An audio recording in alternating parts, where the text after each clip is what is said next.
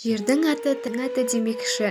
Батырлар мен ақындар елі деген киелі сөзге лайық жер ұйығы Жамбыл ауданы жайлы әңгімелегенде еңбегі мен көзге түскен ағалар еріксіз еске оралады. Демек, киелі өңірде туып өскен әр жанның кіндік қаны тамған өлкенің тарихын білуі, оны қастерлеп құрметтеу перзенттік парызымыз. Маңдай терін төккен жерлестеріміздің өнегелі өмірі жас ұрпаққа үлгі.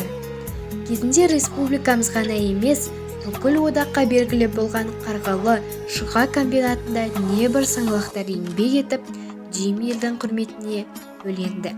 Дегенмен тарихы өткен ғасырдың басынан өрбитін жеңіл өнеркәсіп ордасын аттай 30 жыл басқарған Жұрынов Әнуарбек ағаның орны бір бөлек. Ауыл жұрты Әнуарбек Жұрынов басқарған жылдары Қарғалы тарихының алтын ғасыры болып есептейді.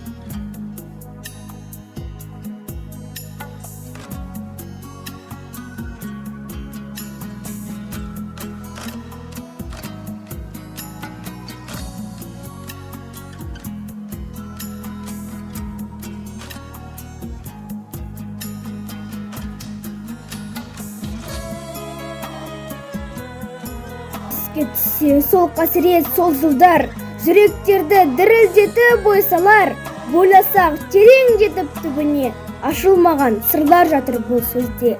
Жас ұрпағым, жас буыным қарайла, өткен жаққа тарихтың терең қойнына, кешегі өткен дүлдүлдердің нересін, ерліктерін дәріптейтін сен ғана.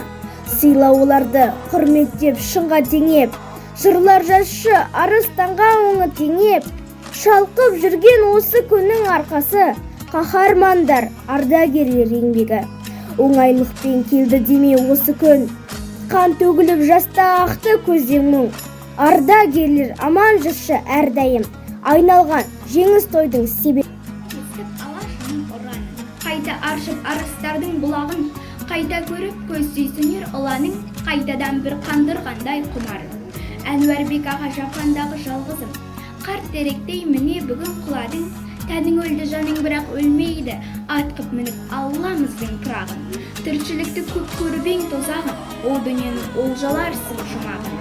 Адамдардан сұрамаған едің ештеңе, Алламыздан соны сізге сұрадым. Хош, хош, хош.